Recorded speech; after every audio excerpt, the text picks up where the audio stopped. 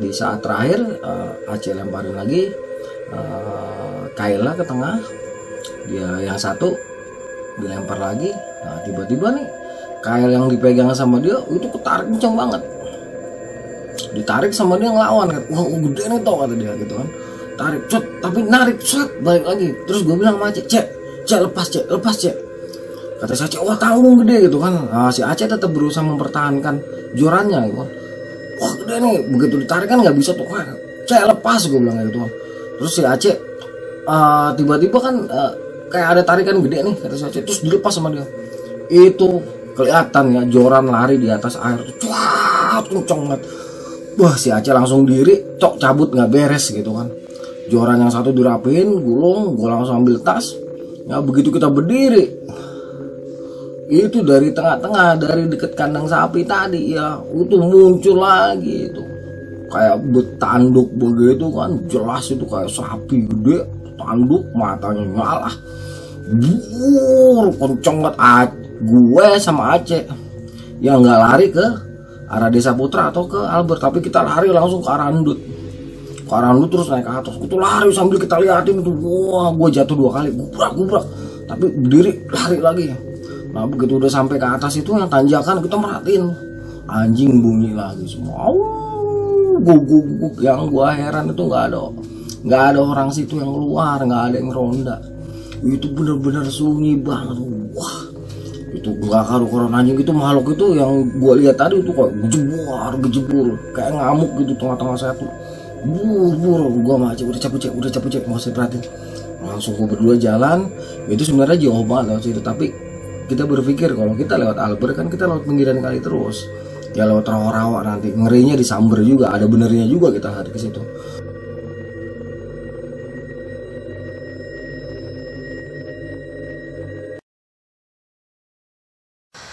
Halo Sobat CP dimanapun lu berada, jumpa lagi dengan gua Arya Sena di channel Arya Sena Cerita Pendakian. Pada kali ini gue sendirian lagi karena tandem gue, sobat gue, juga putra gue Tirta Ari Pratama sedang sakit. Jadi dia berhalangan hadir dalam beberapa podcast kali ini. Pada kesempatan ini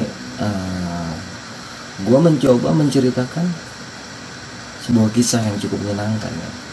Awalnya ini di luar pendakian, masih di seputaran lingkungan rumah gua. Sebuah kisah yang benar-benar bikin gua merinding kalau gua ingat, karena kejadiannya betul-betul membuat gua tuh sampai getar banget. Gua sampai bergetar banget di saat mengalami kejadian ini. Ini terjadi sekitar tahun 97 atau 98. Yang jelas saat itu tuh gue masih kuliah ya. Kisah ini belum pernah gue tuliskan gitu kan, tapi ada di dalam ingatan gue dengan sangat jelas. Gue kasih judul misteri Situ Babakan ya, karena memang kejadiannya di Situ Babakan. Tahu kan Situ Babakan di Serengseng Sawah, Jagakarsa, Jakarta Selatan. Salah satu situ yang dilindungi keberadaannya karena di situ juga ada kampung Betawi. Jadi merupakan cagar budaya juga. Tetapi ini sebelum seperti sekarang ya. Waktu itu masih era 90-an akhir, walaupun bendungannya udah dibuat ya, terus sebagian udah dikasih cor batu pinggiran, tapi belum tertata seperti sekarang. Situ Babakan dulu kiri kanannya masih banyak pohon kirai, masih banyak kebun-kebun, masih ada kandang sapi di pinggir situnya. Terus masih banyak keramba, dan ke arah STM Teladan sana, ke arah Serengseng itu masih dipenuhi oleh rawa-rawa. Oke, sebelum mulai kita ikuti yang satu.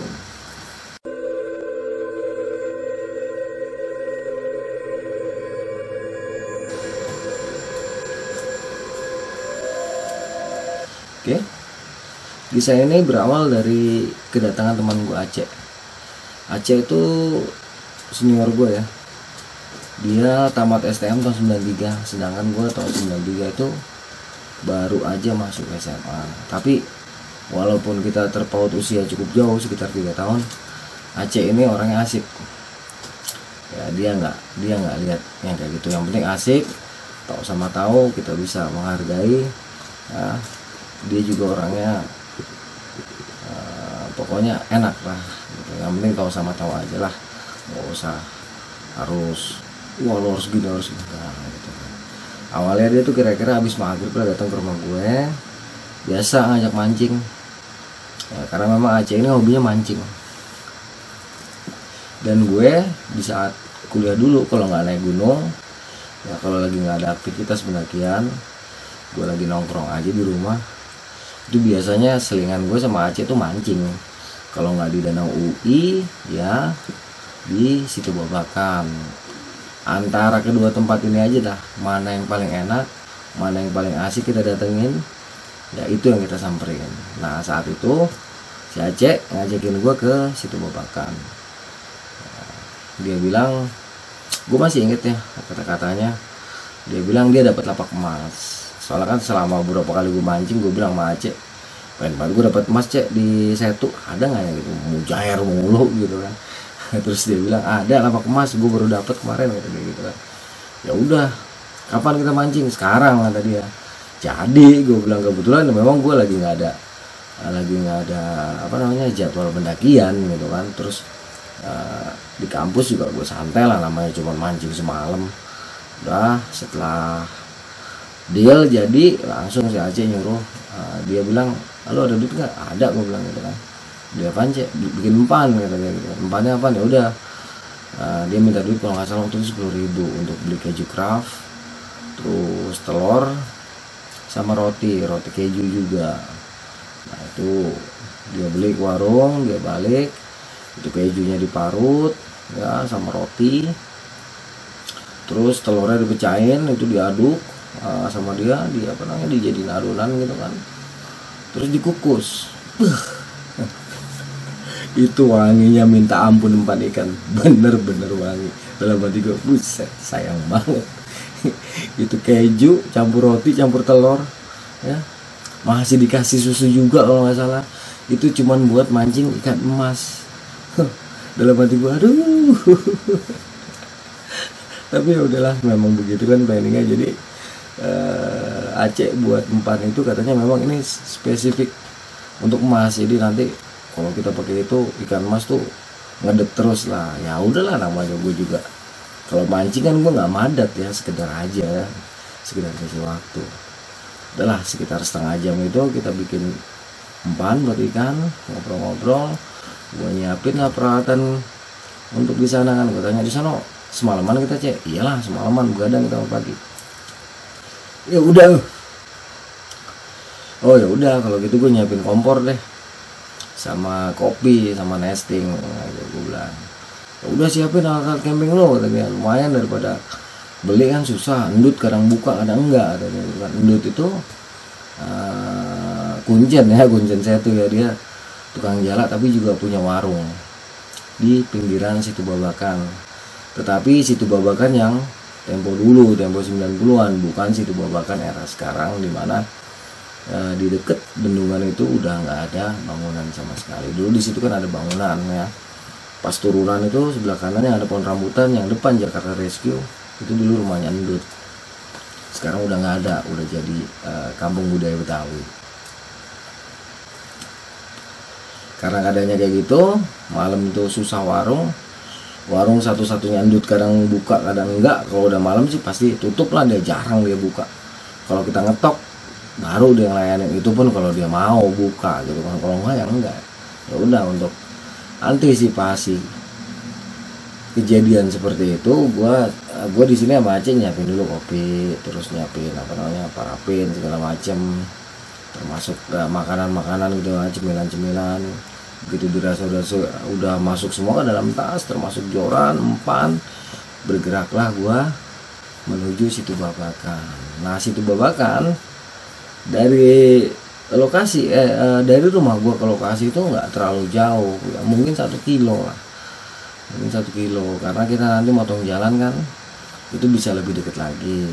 Nah, dari rumah itu biasanya untuk mempersingkat waktu gue itu ke ini, gue lewat makam, biasanya lewat makam terus ke Mabat 1 depan Desa Putra, masuk Desa Putra, nah, terus tembus di belakang Desa Putra itu mempersingkat sekitar 500 meter atau 600 meteran lah. Saat itu gue berangkat kalau nggak salah habis badal isya ya, jadi dari rumah itu sekitar jam 7 atau setengah 8. Jadi perkiraan gue kalau nggak salah nih, gue sampai situ Babakan itu sekitar jam 8 ya, kurang lebihnya jam 8 lah. Nah, gue berpikir nih sama Aceh di jalan tuh pasti di Setu itu nanti banyak tukang jala lah, karena memang kan dulu kan Setu Babakan itu masih boleh di saat siang hari orang penduduk lokal terutama ya, penduduk sekitar itu melakukan aktivitas ngejala ikan, itu masih diperbolehkan saat itu. Jadi pikiran gue nanti di situ juga rame ntar tukang jala gitu, kalau enggak orang yang mancing tuh biasanya rame gitu, karena memang malam-malam di situ Babakan itu kalau nggak deket bendungan, deket kandang sapi ya, itu banyak yang mancing. Udah kita santai aja, begitu sampai ternyata itu sepi banget. tumbenan nih saya tuh sepi banget gitu kan. Biasanya yang seperti gue bilang tadi, biasanya tuh ada aja 1, 2 atau paling kan 10 orang lah, walaupun mencar itu tukang jala itu ya ada 2, 3 getek ya bahasanya kita, rakit itu ada aja yang mainan di atas air sambil ngejala ikan. Tapi malam itu bener-bener sunyi senyap, nggak ada siapa-siapa selain gue berdua masih Aceh ya. Tapi ya cuek, gue berdua sama Aceh ya cuek aja, emang kita niatnya mancing bukan niat ngapa-ngapain, santai. Begitu sampai Setu gue langsung assalamualaikum Mbak Setu gitu kan. Mbah misi mbah numpang mancing ya, biasalah itu adat istiadat kita gitu kan. Setu Babakan ini setu yang alami ya, bukan setu buatan, danau alami yang sudah ada sejak ratusan tahun lalu ya.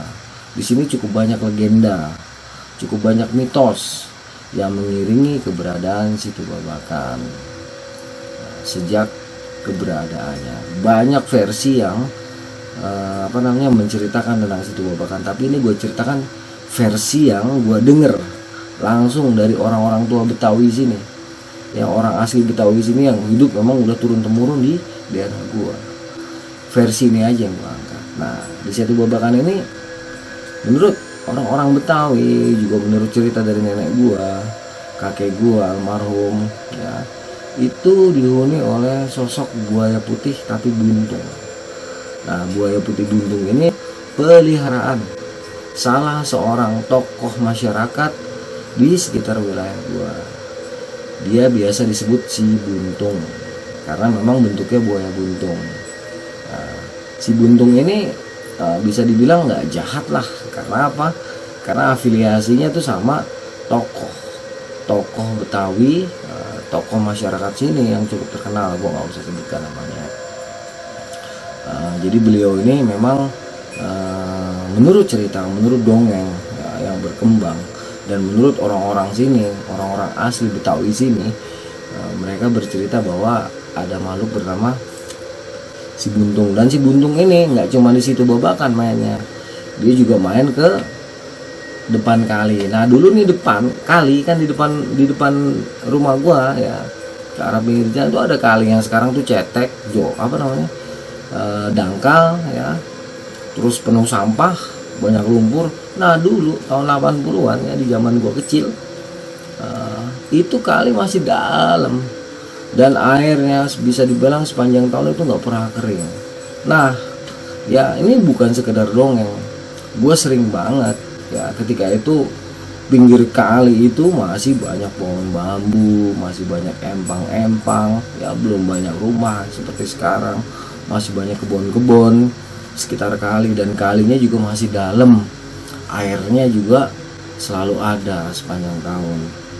Nah ini bener-bener kehadiran si Buntung ini, eksistensi Buntung ini nggak cuman isapan jempol ya, nggak cuman sekedar dongeng dari para orang tua, tapi gue sering ngeliat gitu kan ya, air kali yang seperti ya kan arusnya dulu kencang, tiba-tiba ada sesuatu yang melawan arus, itu kelihatan banget, terus bulu jebur, terus istilahnya orang yang lebih tua dari gue ya, anak muda atau misalnya bapak-bapak akan mengatakan si Buntung lewat.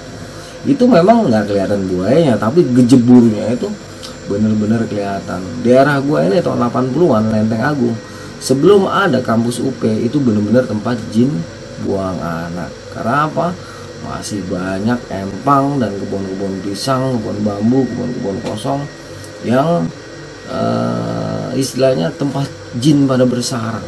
Bener-bener serem.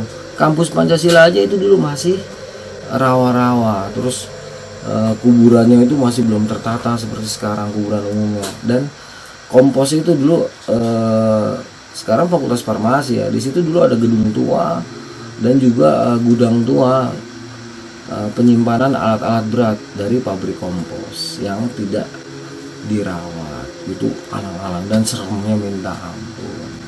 Nah kita kembali ke Situ Babakan. Jadi Situ Babakan ini punya beberapa versi ya. Itu salah satu versi dari orang-orang Betawi sini. Nah ada juga nih versi dari bokap gue yang sekolahnya di Desa Putra. Dia dapat cerita dari bruder ya. Nah, menurut cerita bruder, versinya orang-orang Desa Putra yang disampaikan oleh almarhum bokap gue, Pak D gue gitu kan, terus almarhum om gue, bahwa di Situ Babakan ini ada seorang noni Belanda yang mati tenggelam di saat dia berenang. Kehadiran Belanda di Situ Babakan ini juga nggak sebentar, itu udah ratusan tahun lalu. Mungkin kalau cerita bokap gua almarhum dan kakek gua atau nenek gua almarhum itu mengatakan mungkin sekitar akhir 1800-an gitu, orang-orang Belanda itu udah tinggal di sekitar Situ Babakan dan membentuk dan mendirikan bangunan yang berupa gereja. Akhirnya di situ mendirikan sekolah, sampai sekarang sekolahnya dikenal dengan nama Yayasan Desa Putra. Selain sekolah SD, SMP dengan STM, juga ada rumah sakit dan gereja Katolik di sana. Nah menurut versi mereka itu ada noni Belanda yang tenggelam, lalu sering banget menampakkan wujudnya dia di Situ Babakan. Ini versi dari orang-orang Desa Putra ya gitu kan. Sementara versi dari orang Betawi di tempat gua nih ya, di lingkungan gua, nggak tahu nih Betawi yang lainnya gitu kan di sini banyak Betawi ya, di lingkungan RT gua, lingkungan RW gua ya, itu versinya seperti itu ya. Jadi di Situ Babakan itu dihuni oleh si Buntung dan noni Belanda. Dan ada satu versi lagi ya, ada satu mitos lagi yang mengatakan bahwa di Situ Babakan tuh ada makhluk yang bernama lembu, karena diyakini Situ Babakan dengan Sungai Ciliwung itu ada lubang khusus yang menghubungkannya. Ini cerita yang gue sering denger dulu ya di waktu gue kecil dari orang-orang tua di sekitaran Situ Babakan, bahwa makhluk lembu ini sangat berbahaya karena sering sekali mengambil jiwa manusia. Banyak sekali korban tenggelam tahun-tahun 90-an, itu banyak sekali korban, tapi jarang sekali mengambil jiwa dari masyarakat sekitar. Kebanyakan tuh orang jauh ya, orang Depok, orang Pasar Minggu, orang Manggarai. Pokoknya bukan orang Lenteng Agung, bukan orang Situ Babakan gitu kan, bukan orang-orang sekitaran saya itulah. Itu bukan, tapi kebanyakan yang diambil tuh orang-orang jauh yang kebetulan lagi main di situ, berenang, dia tenggelam. Ya tenggelam itu nggak langsung ketemu, biasanya bisa 3 atau 4 hari bahkan lebih, itu jenazah mereka baru ketemu, itu pun dengan syarat-syarat yang banyak gitu. Nah menurut cerita-cerita itu bukan diambil oleh si Buntung atau ditenggelamkan oleh noni Belanda, tapi oleh makhluk mitologi yang bernama lembu. Lembu tadi terkadang dia menampilkan wujudnya itu seperti ular besar tapi bertanduk gitu kan, besar sekali. Terkadang juga ya itu aja seperti sosok lembu gitu kan, dia berenang. Nah itulah mitos-mitos yang mengiringi keberadaan situ Babakan di daerah Sarangseng Sawah Jagakarsa. Menurut cerita yang pernah gue dengar langsung dari para sesepuh Betawi di sini, dari orang tua gue, juga dari orang-orang yang bercerita di saat gue, di waktu gue kecil ya, tahun 80-an dan awal 90-an, gue sering main di situ Babakan. Inilah kisah-kisah yang mengiringi keberadaan situ Babakan. Oke, kita kembali lagi ke cerita gue. Ketika gue sampai situ Babakan itu suasana benar-benar sunyi, tapi ya gue sama Aceh cuek aja karena udah biasa, langsung aja kita duduk, kita salam dulu sama penghuni situ, siapin joran. Waktu itu kita bawa joran 4, kita bawa 4 joran. Jadi sampai situ itu Aceh 2 joran, gue 2 joran. Langsung kita kita setting joran kita mulai itu beraksi, pasang umpan, ya ketawa-tawa gue masih Aceh, walaupun kita cuma berdua-dua cuek aja. Emang kenapa? Kebetulan di kandang sapi ini itu terang, sedangkan di bagian lain situ Babakan tuh gelap.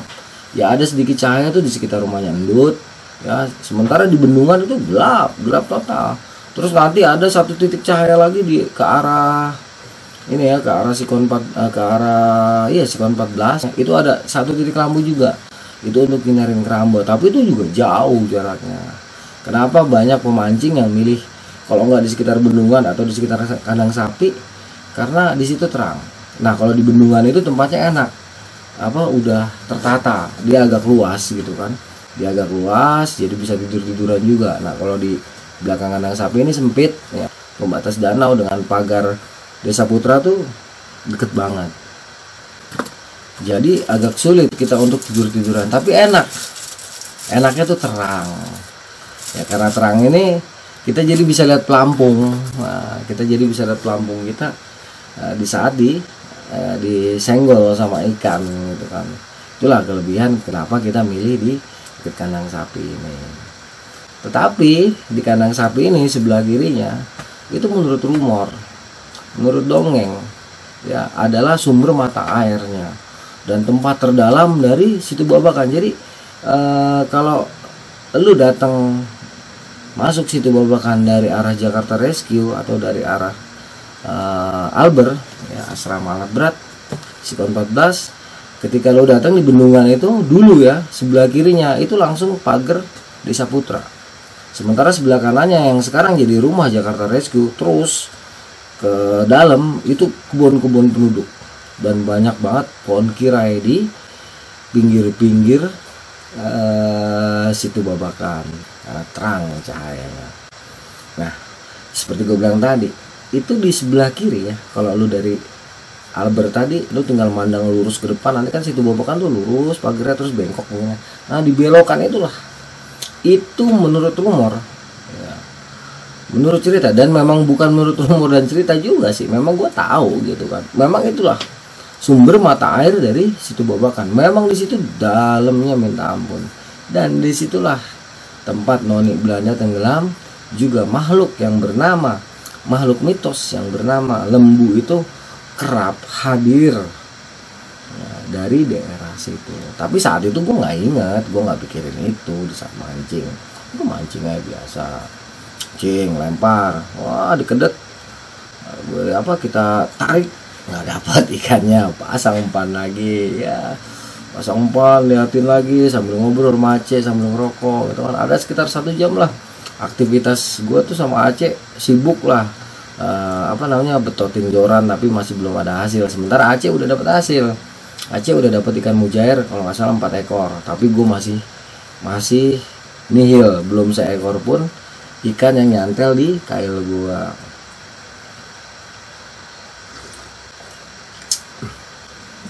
Karena cukup lama mancing, masih belum ada hasil, gue pengen ngopi nih. Kebetulan kan kita dari rumah bawa air putih gitu kan, di botol-botol mineral itu gue bawa sekitar 4 botol air mineral, air mateng sama air mentah. Nah air mentahnya itu sekitar 2 botol, air matangnya 2 botol. Udah gue keluarin nih kompor spiritus ya. Jadi gue pakai kompor parafin, tapi bahan bakarnya itu spiritus. Jadi kaleng gue belah ya, gue taruh di bawah kompor, di dasar kompor parafin. Nah, baru gue naikin nesting. Nah itu kan jadi nestingnya tuh nggak hitam. Gue bawa itu, udah gue keluarin tuh spiritus, kalengnya, nestingnya nggak, air tuang, udah air apa, api nyalain blep, wah spiritus kan nyalain kayak gitu, nyala, udah repa-repa ini cari kopinya, nggak taunya kopinya ketinggalan. Dalam hati suwe banget, perasaan tadi kopi 5 apa, gue beli sekitar 1 renteng itu 10 saset ya, rokok gue beli sekitar 4 bungkus. Itu perasaan gue udah masukin semua. Nah untungnya rokok ke bawah rokok 4 bungkus tuh. Jadi rokoknya Aceh kan gue dengerin filter ya, rokok gue super. Tapi waktu itu kita beli biar ngisep semua bareng-bareng itu Sampurna Kretek sama Jarum Coklat. Itu gue beli 2 bungkus biar awet. Dan rokok aman, tapi kopi nggak aman. Aduh, gue bilang masih Aceh, cek agak enak banget, Cek. Lu mah enak udah narik, gue bilang gitu kan. Kata si Aceh cengar-cengir aja. Beda lah, kata dia yang expert. Iya dah, gue tahu lo expert gitu kan. Ya udahlah, bentar dah gue beli kopi dulu, gue bilang gitu kan sama si Aceh. Terus kata si Aceh, udah lu kan belum narik, udah gue aja yang beli, kata dia gitu. Ini kira-kira conversation gue kurang lebihnya tuh kayak gitu. Jadi waktu itu gue yang mau berangkat beli kopi, tapi karena gue belum narik, kata Aceh, udah lu aja gitu kan. Udah gue aja yang jalan kali gitu, lu di sini aja, siapa tahu ntar gue balik lu udah narik gitu. Sebentar ini ya, dia bilang waktu itu mau ke warung Endut, mau ngetok warung Endut. Ya warung Endut kan cuman kita ke kanan lewatin bendungan kira-kira 100 meter udah sampai rumah warung Endut gitu kan. Atau nanti kita ke atas lagi, pas di belokan itu ada warung Batak. Jadi pikiran gue ya paling setengah jam lah paling lama. Ya udahlah Cek, tapi jangan lama-lama ya. Gue iseng juga nih gara-gara orang. Alah, kata dia, masa anak saya tuh takut. Bukan masalah anak saya tuhnya, gue bilang itu sepi banget itu main-mainan. Wah sambil cengar-cengir dia jalan tuh. Udah bentar gue, kata dia gitu. Gue bilang ada duitnya kalau jalan? Kagak, kata dia. Dodo. Udah gue kasih duit waktu itu berapa ya, antara goceng sama ceban lah gue kasih tuh waktu itu dia. Goceng kalau nggak salah gue kasih goceng. Terus dia ya udah beli aja kopi Cek sama cemilan gitu. Ini cemilan kayaknya kurang kan, roti. Gue tuh bawa roti, kue apa namanya, kue tambang. Kalau nggak tahu kue tambang, dulu ada kue tambang gitu kan. Roti, kue tambang, terus apa lagi lah, gue bawa sagon nama kalau nggak salah ya, yang hancuran geplak gitu. Nah gue bawa itu tuh sama Indomie. Udah si Aceh jalan. Waktu dia pertama-tama jalan sih nggak ada apa-apa ya, no problem. Cuman begitu dia kayaknya udah mulai sampai bendungan tuh udah mulai nggak kelihatan, tiba-tiba tuh gue denger anjing menyarak. Jadi kan di depan saya tuh dulu juga ada anjing gitu kan, Sindut juga merah anjing. Nah di Desa Putra jangan ditanya, itu memang banyak banget anjing-anjing peliharaan dari Desa Putra tuh hidup di situ gitu. Nah ini anjing pertama gue denger dari depan, dia guk. Gue pikir gonggong si Aceh lagi lewat kan. Dan suara gonggongan anjing di Setu Babakan itu merupakan hal yang biasa. Udah gue diemin aja. Gue pikir si Aceh kali digonggong, biarin aja gitu. Anjing bunyi di depan situ, di depan saya tuh. Nah nggak lama anjing yang ada di lingkungan Desa Putra itu juga bunyi. Jadi saut-sautan mereka, guk. Awal gue cuek aja karena gue masih merhatiin masih merhatiin joran kan gue. Nah pas anjing lagi rame-ramenya kayak gitu, tiba-tiba kailnya si Aceh tuh, pelampungnya si Aceh kan goyang-goyang, gue tarik, cet, dapet lagi, gue mau jair lagi, tapi mujair agak gede nih, 5 jari, gue gulung. Gue seneng dong, gue nggak merhatiin nih anjing terus tuh sekitar setengah jam lah. Sekitar setengah jam tuh anjing masih terus mengungung, nggak berhenti.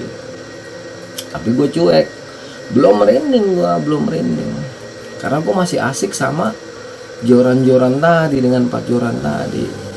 Gue asik tuh kan, gue asik mainin joran kan. Nah, suara anjing tadinya cuma guk gitu. Mereka saling bersaut-sautan tuh, menyarak, saling bersaut-sautan. Gue anggap itu biasa karena memang di Setu Babakan tuh suara anjing itu udah biasa. Tapi suasana mulai berubah setelah dari sekedar menggonggong biasa, mereka tiba-tiba melolong. Au, guk. Nah itu anjing di depan begitu, anjing di belakang itu nggak satu, itu semuanya melolong semua. Au, guk guk guk guk. Pokoknya itu suara melolong itu benar-benar keras banget. Nah, gue merinding. Di saat anjing melolong seperti itu, gue mulai merinding gitu. Gue mulai merinding, mulai nggak enak. Gue udah mulai nggak nyaman banget itu di situ gue bakar. Nah, tapi karena itu tadi, karena asik lagi. Nah, begitu anjing itu udah mulai kayak gitu, gue mancing itu gue ngedet lagi, dapat dapat emas. Nafsu gue dapat emas, semangat gue lupain tuh yang namanya anjing udah melolong kayak gitu. Itu melolongnya tuh lama. Dan gue dalam keadaan cuek itu sekitar setengah jam. Itu anjing terus kayak gitu, au, elak gitu kan. Enggak, pokoknya au, guguk, pokoknya itu sambung-sambungan. Ya, itu nggak ada suara lain selain suara anjing. Dan Aceh itu udah hampir setengah jam dia nggak balik-balik. Tapi karena memang situasinya gue lagi asik, gue ngedet mujair, ngedet emas, terus ngedet mujair lagi. Gue jadi benar-benar terlena dengan situasi gue. Gue nikmatin terus tuh, walaupun gue merinding tapi gue cuekin. Nah dulu ya nggak seperti sekarang ya. Dulu situ babakan itu banyak eceng, banyak sekali eceng yang ditumpuk-tumpuk ya, sehingga menyerupai sebuah apa ya, pulau kecil lah gitu loh, kecil-kecil gitu loh, mungkin diameter 2 kali 3 gitu diameternya tuh, terus tingginya sekitar 1 meter dari permukaan air. Itu banyak banget terdapat di situ babakan. Nah, gua awalnya itu nggak ngeh gitu kan bahwa ada pergerakan eceng yang aneh gitu kan. Bendungan itu kan di sebelah kanan gua, jadi arus itu semua mengarah, arus air mengalir itu semua mengarah ke kanan, artinya ke arah bendungan, karena bendungan itu langsung jadi dia pembatas untuk air yang berlebih itu langsung keluar, langsung turun. Jadi otomatis semua yang ada di permukaan itu bergerak mengikuti arus dari air yang menuju bendungan. Gue nggak ngeh nih, gue sempat ngeliat tapi gue nggak ngeh karena saking asiknya gue dapet emas tuh. Gue sampai dapat 2 emas di korang itu, ikan udah mulai penuh. Aceh kan 4, nah gue dapat 4, cuman gue dapat emas 2, dapat mujair 2. Gimana nggak semangat? Nah, gue sempat emang ngeliat ada sebuah keanehan. Eceng itu dia ngelawan arah dari arah bendungan ke arah tengah setu. Dia tuh bergerak pelan gitu kan, satu eceng, 2 eceng gitu kan.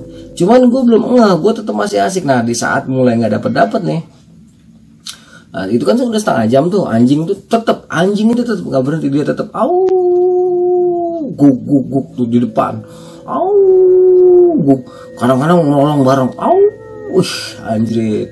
Ini di saat nggak dapet ikan, gue mulai merinding. Gue bilang, Aceh mana nih, gue bilang gitu kan. Udah karena konsentrasi gue udah kepecah, udah nggak merhatiin apa namanya, udah nggak merhatiin pelampung lagi, tapi gue lebih terfokus kepada suara-suara yang mengiring keberadaan gue. Gue mulai ngeri nih, gue mulai ngeliatin air tuh, gue mulai gampang gitu. Gue mulai ngerasain ada sesuatu yang bergerak-gerak di bawah air, tapi bukan ikan itu, soalnya arus yang ditimbulkan di bawah air tuh gede banget. Gue berpikirnya si Buntung gitu, gue langsung ucapin salam, assalamualaikum Buntung, gue bilang, saya cucumu, saya orang sini asli, gue bilang gitu kan. Itu agak tenang hati gue langsung kirim al-fatihah gitu kan, assalamualaikum wahai Buntung, gue bilang, tenang perasaan gue. Tapi itu hanya sebentar, karena anjing kembali melolong dengan bersaut-sautan terus. Sementara Aceh ini nggak nongol gitu. Gua gimana ya, gue mau ninggalin nggak enak, banyak joran, belum lagi alat-alat gue yang udah berantakan di situ kan. Ngeberesinya juga lama, bukan perkara mudah. Akhirnya gue pilih bertahan, ya udah gue sambil baca-bacaan gitu kan. Nah sementara di depan gue tuh kayak mulai ada putaran arus kuat, tapi di bawah gitu, jadi di atasnya kayak aduh gitu. Nah mati gue, aduh panik gue langsung, yang tadinya kaki gue tuh di pembatas pagar, di pembatas beton saya itu kaki gue ke arah danau, itu kaki gue langsung gue tarik, terus gue agak mundur ke arah pagar Desa Putra. Gue di situ agak mepet gitu kan, gue sambil celingak nih, pagar bisa langsung dilompatin kan nih kalau ada apa-apa gitu kan. Gue udah mulai berpikir kayak gitu.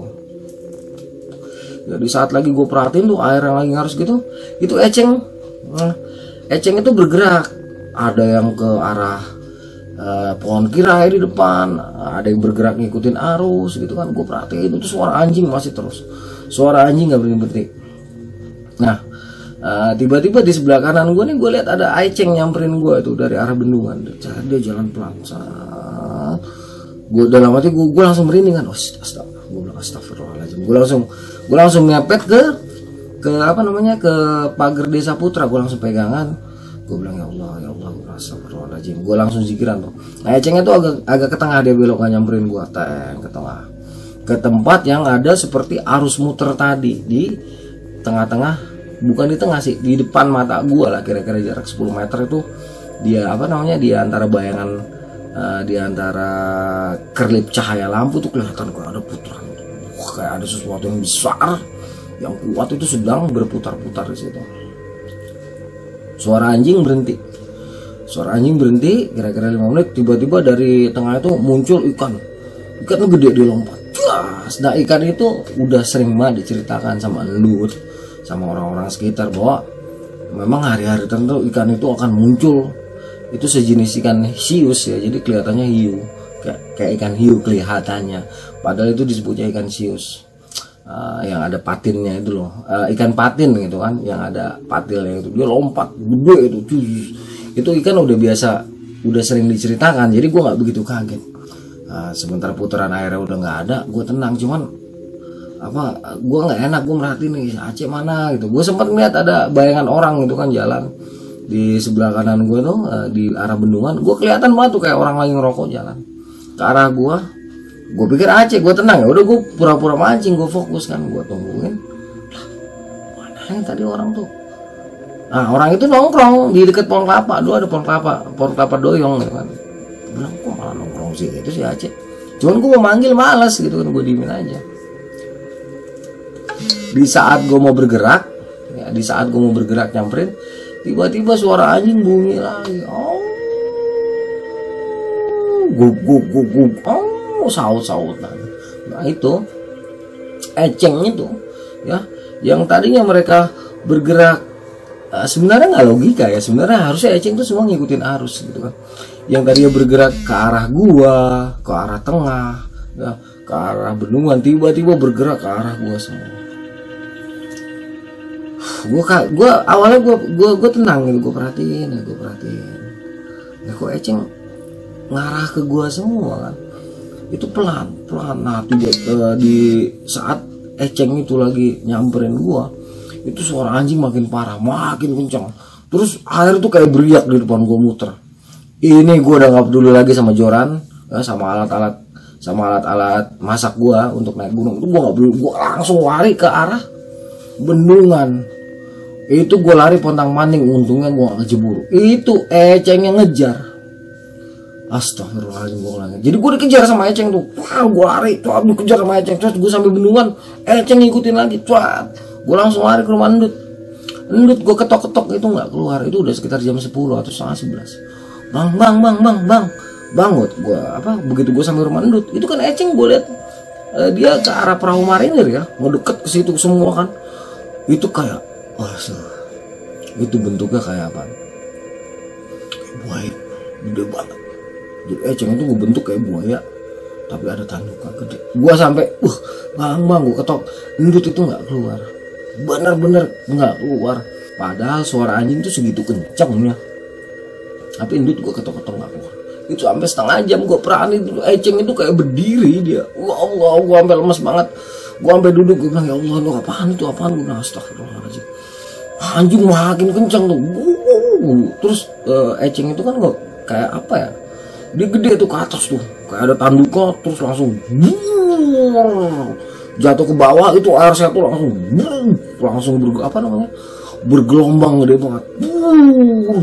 Gue dengar suaranya kencang banget, itu suara gebiar-gebiar ke arah tengah. Itu dia kayak muter-muter situ, jebur. Wah, gue sampai lemes banget itu. Gue bilang astagfirullahaladzim. Gue baca aja terus kan, waktu itu gue bacanya ayat kursi, Allahu la ilaha illa huwal hayyul qayyum la ta'khudhuhu sinatun. Pokoknya gue berusaha terus baca itu kan. Itu gue gak tahu berapa lama itu gue saksikan fenomena yang kayak gitu tuh. Satu babak kan gebiar. Ini ya bukan mitos, bukan gue ngada-ngada, betul kejadian di saat gue memang mancing di sana. Dan seumur Ya, gue kan selama ini cuma dengar cerita ya. Kalau cuma diketawain kunti, ngeliat pocong, di saya itu tuh udah bisa dibilang nggak sekali dua kali, gue udah sering banget gitu kan. Yang pas belokan saya tuh gue ketemu pocong, ketemu cewek gitu kan, dia ngejar, tapi terbang posisinya, terus kadang-kadang masuk ke dalam pagar desa Putra. Ya cewek biasa dengan penampilan klasik, rambut panjang. Itu gue udah sering banget di pohon kirai gue ngeliat kayak gitu. Atau di bendungan itu di atas bendungannya itu ada cewek nangkring gitu kan, ada pocong juga tiduran. Itu gue udah biasa, walaupun takut tapi gue nggak setakut ini bener-bener aneh. Jadi permukaan saya tuh Babakan itu bener-bener kayak ada sesuatu yang besar lagi madep, jebar. Makanya gue bilang pantesan kok nggak ada orang ngejala gitu kan, nggak ada orang mancing. Apa mereka tahu apa ini malam apa? Gue bilang kalau gue emang nggak ngerti gitu kan. Gue nggak begitu paham karena kan aktivitas gue mancing itu nggak seperti orang-orang yang biasa ngejala di satu Babakan, terutama kayak si Endut ini. Gue nggak paham gitu kan. Itu gue nggak tahu berapa lama anjing berhenti nolong. Nah itu juga berhenti, air situ Babakan tenang lagi. Itu mungkin sekitar sejam lah. Yang gue keselnya Aceh nggak nongol, gila hampir 2 jam dia, gue nggak tahu dia kemana nih. Sementara alat pancing berikut, alat masak gue tuh berikut, tas dan segala macam, logistik, rokok tuh gue tinggal semua di sana gitu. Gue diem, nggak ada rokok, gue situ nungguin sambil nungguin itu. Walaupun sudah hening, suara anjing nggak ada, suara deburan air sudah nggak ada, tapi kesunyian yang menggantung sunyi itu tetap mencekam hawanya. Gue ngeliat situ Babakan tuh benar-benar mengerikan malam itu.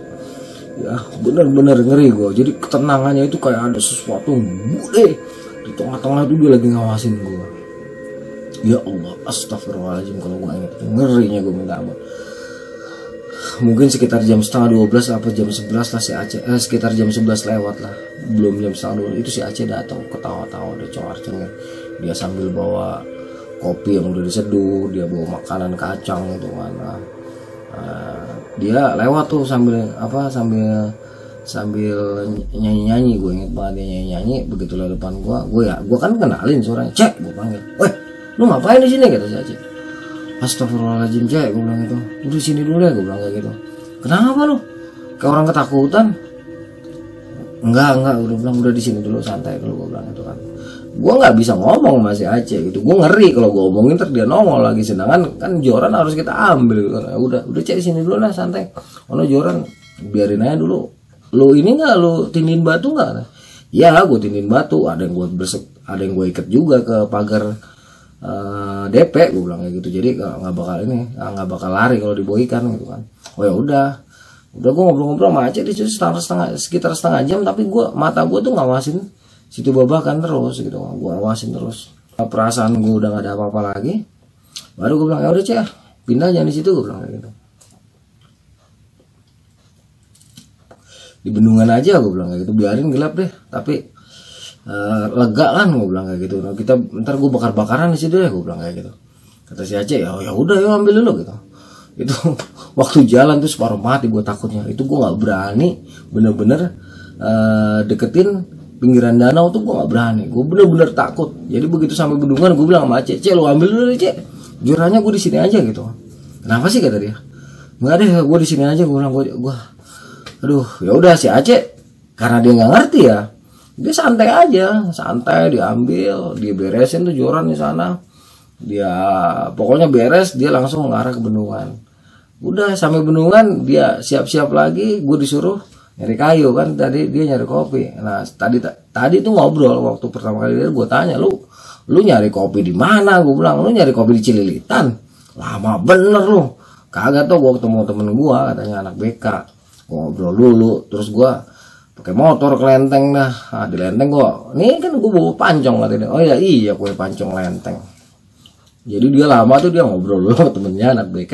Dan si Aceh mikir tuh kan gue emang selengean bocahnya kan. Dipikirnya si Anto mau masih berani gitu kan. Cuek. Nah udah dia makanya tenang-tenang aja ninggalin gue di situ Babakan sendirian gitu. Dia gak tahu nih apa yang gue alamin itu bener-bener menguras nyali gue gitu kan. Beda banget. Yang namanya simbah air sama simbah darat tuh beda banget.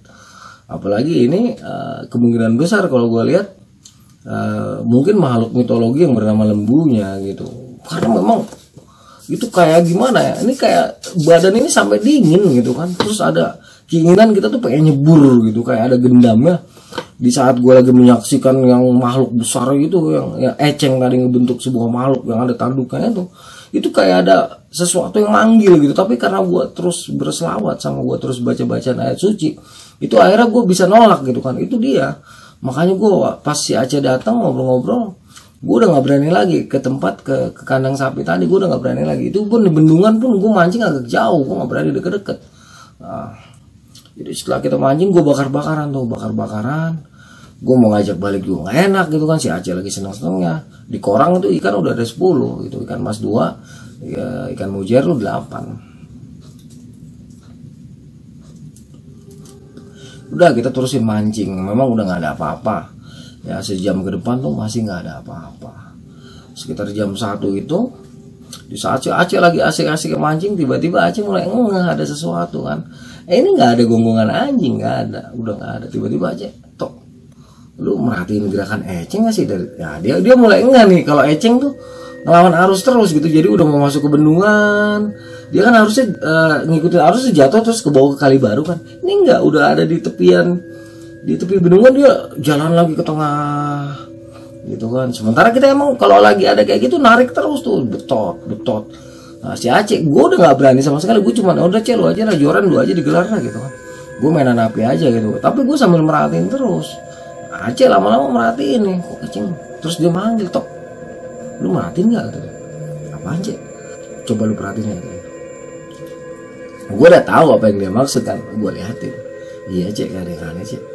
Gak beres nih katanya, ini malam apaan ya? Gak tahu gue Cek, ini malam apaan gitu. Coba bakar rokok, jarum coklat katanya. Gue bakar rokok tuh, jarum coklat, gue taruh di pinggiran apa namanya, di pinggiran satu bobakan. Jangan satu, katanya 2, bakar 2. Gue bilang, ya udah. Nah itu anehnya, itu rokok walaupun gak diisep kayak ada yang narik kan. Nah itu pas gue samperin itu habis sampai nggak ada sisanya, nggak ada puntungnya, bener-bener habis. Padahal saat itu jarum coklat nggak kayak sekarang. Kalau sekarang kan jarum coklat nggak diisep dia tetap nyala. Kalau dulu jarum coklat nggak diisep mati, sama kayak Samsung. Nah itu nyala terus. Nah di sini Aceh bilang, wah ini ada nggak beres nih kata. Kalau masih begini terus kita cabut deh ntar jam 2 gitu kata si Aceh. Oke Cek, gue bilang gitu. Emang gue pengen buat cabut, cuman gue gengsi ngomong ya kan. Ya oke Cek, kalau emang mau cabut mah. Itu sambil ngamatin keadaan, kita terus mancing ya. Nah sementara alat-alat masak dan joran yang 2 itu udah gue rapiin, udah gue masukin ke dalam tas. Karena gue udah gak berani lagi mancing gitu kan. Aceh juga udah mulai menyadari nih ada sesuatu, makanya dia juga posisinya nggak terlalu ke pinggir danau gitu. Jadi dia 2 joran itu hanya jorannya aja yang di pinggiran dia, tapi agak mundur gitu, agak jauh dari tepian danau udah lempar. Ini dalam fase-fase ini ya, suasana tuh udah sunyi ya, tapi ketegangan itu menggantung, bener-bener menggantung, sangat menggigitkan. Tetapi pinternya ini ya, kita dibikin seneng gitu. Jadi Aceh tuh narik lagi, sebentar narik, tok, nah dapet tok. Ya gue juga seneng kan, sambil bakar-bakaran masukin ke korang. Itu sekitar 10 ekor lah dalam waktu setengah jam itu kita dapet ikan gitu lah, ikan mujair semua, tarik. Wah Aceh, kita seperti terbuai dengan situasi yang menegangkan ini. Nah, di saat terakhir Aceh lemparin lagi kaila ke tengah, dia yang satu dilempar lagi. Nah tiba-tiba nih kail yang dipegang sama dia itu ketarik kenceng banget, ditarik sama dia ngelawan kan. Wah gede nih toh kata dia gitu kan, tarik cet, tapi narik cet balik lagi. Terus gue bilang sama Aceh, Cek lepas Cek. Kata si Aceh, wah tanggung gede gitu kan. Nah, si Aceh tetap berusaha mempertahankan jorannya gitu kan. Wah gede nih, begitu ditarik kan nggak bisa tuh. Cek lepas, gue bilang kayak gitu kan. Terus si Aceh tiba-tiba kan kayak ada tarikan gede nih kata si Aceh, terus dilepas sama dia. Itu kelihatan ya joran lari di atas air tuh, cuat kenceng banget. Wah si Aceh langsung diri, cabut nggak beres gitu kan. joran yang satu dirapiin, gulung, gue langsung ambil tas. Ya begitu kita berdiri, itu dari tengah-tengah, dari deket kandang sapi tadi ya, itu muncul lagi itu kayak betanduk begitu kan, jelas itu kayak sapi gede, tanduk, matanya nyala, kenceng banget. Gue sama Aceh yang nggak lari ke arah Desa Putra atau ke Albert, tapi kita lari langsung ke arah Andut. Terus naik ke atas, itu lari sambil kita liatin itu. Wah, gue jatuh 2 kali, gubrak, tapi berdiri lari lagi. Nah begitu udah sampai ke atas itu yang tanjakan, kita merhatiin anjing bunyi lagi semua, guguk. Yang gue heran itu nggak ada orang situ yang keluar, nggak ada yang ronda. Itu bener-bener sunyi banget. Wah, itu nggak karu-karuan anjing itu, makhluk itu yang gue lihat tadi itu kok gejebur kayak ngamuk gitu tengah-tengah saya tuh. Gue sama Aceh udah capek, nggak usah perhatiin. Langsung gue berdua jalan. Itu sebenarnya jauh banget lewat situ, tapi kita berpikir kalau kita lewat Albert kan kita lewat pinggiran kali terus. Ya lewat rawa-rawa nanti ngerinya disamber juga, ada benernya juga kita hari ke situ. Ah, sepanjang perjalanan gue sama Aceh seumur-umur, kata Aceh, seumur-umur gue mancing di Setu baru lihat yang kayak gini. Baru dah gue percaya dah ngomongan orang-orang tua, kata si Aceh gitu kan, bahwa di Setu tuh ada begini ada begitu gitu ya, makhluk mitologi yang sering disebutkan gitu kan. Kalau si Buntung memang beberapa kali kita lihat gitu di Kali Baru gitu, zaman tahun 80-an sama awal tahun 90-an memang gue beberapa kali ngeliat. Tapi kalau yang ini gue baru lihat, Aceh juga baru lihat.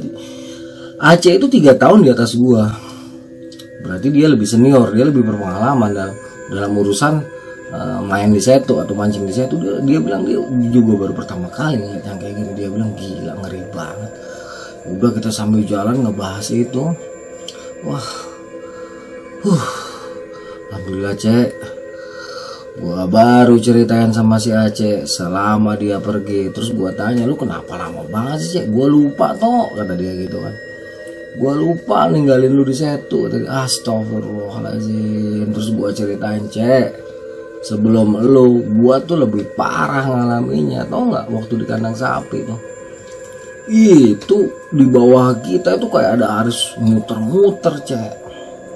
Terus Eceng itu ngejar gua Cek sampai di tengah. Nah sama bentuknya kayak gitu Cek, cuman dia agak ke tengah. Itu sampai ngejar gua ke perahu naga gitu Cek. Itu sampai situ dia ngejar gua, ngetok-ngetok endut nggak keluar. Itu ada mungkin setengah jam Cek gua ngeliatin kayak gitu. Gua sambil bacaan tuh, gua bawaannya pengen ke Setu aja, cuman gua bacaan terus. Nah nggak lama lu dateng. Gue nggak enak kan ngomong sama lu. Wah, lu kenapa nggak ngomong? Ah, lu nggak bakal percaya masalah gue tau lu kan sedeng. Wah, udah sambil ketawa-tawa kita jalan, lemes ketawa-tawa ya, dapat ikan banyak. Ya kita dapat 20 ekoran waktu itu. Ya udahlah, bonus. Aduh, subhanallah, alhamdulillah. Saat itu gua sama Aceh, alhamdulillah nggak kenapa-napa. Nah, besokannya kalau nggak salah tuh, ya ada berita ada anak Manggarai berenang. Ya dia tenggelam, baru ketemu 4 hari kemudian. Gue nggak ngerti apa hubungannya dengan gua semalam. Yang jelas kalau nggak salah sehari atau 2 hari jeda setelah gua kejadian kayak gitu, gua dengar kabar di Setu Babakan ada yang tenggelam. Itu anak Manggarai atau anak Depok, gua lupa lah, pokoknya yang jelas orang jauh. Itu sampai 3 atau 4 hari baru bisa diketemukan jenazahnya. Itu pun jenazahnya udah dalam keadaan rusak, kalau nggak salah sininya bolong nih. Udah sampai ke sini. Ini menurut rumor ya yang gua dengarkan waktu itu. Jadi saat gua ngalamin kejadian itu gua selamat. Rupanya memang Setu Babakan tuh lagi pengen minta korban. Dulu setiap tahun ya Setu Babakan selalu minta korban manusia ya, entah itu tenggelam, entah itu peristiwa mistis kayak gini gitu kan. Sebuah hal ini bisa saja terjadi. Jadi yang gua alami ini gua kembalikan lagi kepada pemirsa gitu kan, untuk menyikapinya. Sebab tidak semua hal bisa kita lihat dan kita bisa rasakan. Kita bisa dengar, kita lihat, dan juga kita rasakan. Tetapi hal-hal yang tidak bisa kita lihat terkadang sangat nyata terlihat, sangat nyata terdengar, dan sangat nyata terasa oleh diri kita. Kira-kira itulah ya kisah gua yang sangat menegangkan bersama sobat gua Aceh yang sekarang tinggal di Cibinong kalau nggak salah. Cek, lu kalau nonton podcast gua, lu main deh ke sini. tempat dimana kita menghabiskan masa remaja kita dulu. Ya, kita mancing di Setu Babakan, kita mancing di empang orang, ya kita ngobor di kali. Berbagai hal-hal yang menyenangkan di masa muda kita, lu baliklah ke sini ngobrol-ngobrol sama gua dan kita podcast lagi. Kira-kira itulah, gua Arya Sena undur diri. Tetap pantengin channel gua ya, Arya Sena Cerita Pendakian. Jangan lupa untuk like dan subscribe, juga di share. Arya Sena pamit. Wassalamualaikum warahmatullahi wabarakatuh. Sampai jumpa di kisah selanjutnya, kisah yang lebih menegangkan.